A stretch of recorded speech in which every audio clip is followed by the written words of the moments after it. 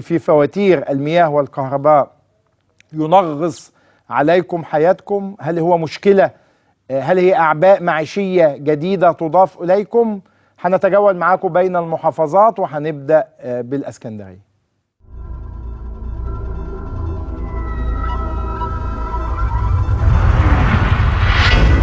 المية بزيادة والكهرباء بزيادة، مواصلات زيادة، الدنيا كلها غلت. 1400 جنيه بيت فيه شقتين اتنين. بقول لك يا تدفعوا للمية يا شيلوا العدادات. مأجر البيت من شركة المية ولا حاجة؟ طب ندفعه منين؟ بدفع عشان امرض عيالي. هنسرقه ولا نعمله ايه؟ انا مش عارفين نعمله ايه.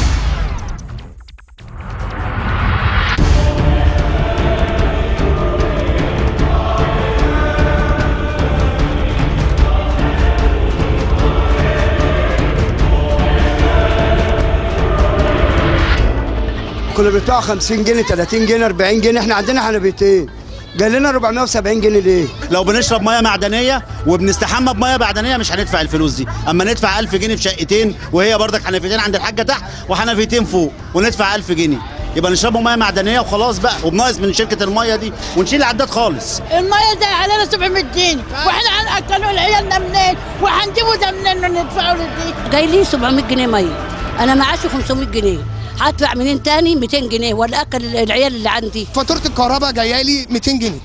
بالنسبه للميه جايه 600 جنيه. طيب انا لو بشرب ميه معدنيه وجايه لنا في الحنفيات انا مش هدفع المبلغ ده. الكهرباء هو زي ما انت شايف كشاف ورا، كشاف كهرباء ولع الساعه 2 الظهر. فين مسؤول التشغيل؟ فين المسؤول عن الكهرباء بتاعت ابيس؟ لما يجي يطفي الكشاف ده والمواطن الغلبان هو اللي يدفعه، ليه طيب؟ الكهرباء خلاص رخص، غلوا حاجه على الشعب، ده الشعب الغلبان ده يدفع منين؟ لو الميه ماشيه في المواسير ميه معدنيه والله ما هندفعوا ال 1400 جنيه ولا 1200 جنيه الميه دول. احنا قاعدين في بيوتنا، وبقول لك قاعدين في بيوتنا بالايجار بالميه وبالكهرباء. جاي فاتوره الميه 720 وفاتوره الكهرباء 760 جنيه.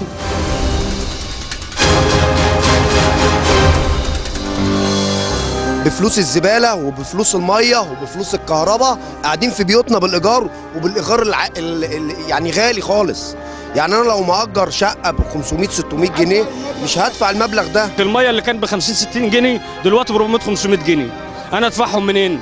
اقسم بالله مرتبه 1150 جنيه، وتعالي اشربك بق ميه من المفروض ان انا بدفع فلوس فمان حضرتك على مقابل خدمه من الشركه. فين الخدمه من الشركه؟ ميه من المجاري. المستفيد من فاتوره الكهرباء الشركه القابضه، رئيس الشركه القابضه لان هو ماسك الكهرباء وبتتقسم مع اللي حوالين منه والمستفيدين في المناصب اللي هم قاعدين عليها. كنا بندفعوا 18 جنيه ميه و19 جنيه ميه. الشهر اللي عدى ده غير 966 جنيه ميه. الميه بزياده والكهرباء بزياده، مواصلات زياده، الدنيا كلها غلت. احنا مستفيدين ايه من اللي بيحصل ده كله؟ دافع الميه كلها 966 جنيه، دفعت 500 منهم بقى عليها كام؟ 466 جنيه، ده غير الفاتوره اللي جايه. الميه برضو انا دافع حضرتك دافع الشهر 12 350 جنيه، الشهر ده جاي 1035. 1400 جنيه ميه في شهرين، لو بروا ارض زراعيه مش هتكملها. جاي لي الشقه كده 1184، هندفعهم ازاي؟ استهلاك بيت هندفع منين؟ يعني لما ادفع 100 ارجع ادفعهم 1184، قلت لهم ما معيش، يا اما كان هيشيلوا عداد، ما ينفعش يشيلوا عداد. بدفع عشان امرض عيالي، بدفع في المرض فلوس عشاني انا وعيالي.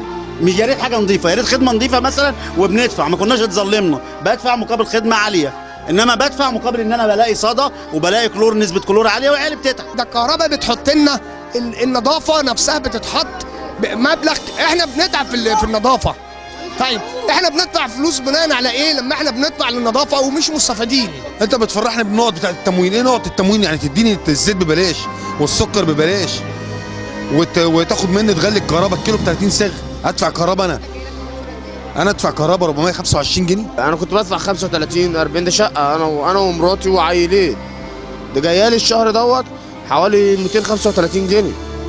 ادفعهم منين وانا شغال على دراعي؟ دفعت طبعا ولازم ادفع، ودي اجباري عليا. بقول لك يا تدفعوا للميه يا شيلوا العدادات، يشيلوا العدادات وناكلوا عيالنا منين؟ طبعا شحتونا واذونا وبهدلونا. ما بقولش الا حسبنا الله ونعم الوكيل، بس طالع من بيت ربنا. قال لهم عملوا فيه. هنسرقه ولا نعملوا ايه؟ انا مش عارفين نعملوا ايه. نطلع احنا بقى لما يجي لنا بتاع الكهرباء نمسك فيه وبتاع الميه نمسك فيه، ولا هنعمل ايه؟ احنا مش عارفين نعيشوا بالوضع دوت. انا بقول المسؤول اللي في الدوله راعي الغلابه اللي زينا، حرام. احنا خلاص احنا تعبنا، الشعب باظ، ما عادش في شعب، احنا خلاص بقينا نتكافئوا على لقمة عيشنا وما نعرفوش نناموا حتى، لازم نموت عشان نرتاح، ما لو متنا هنرتاح.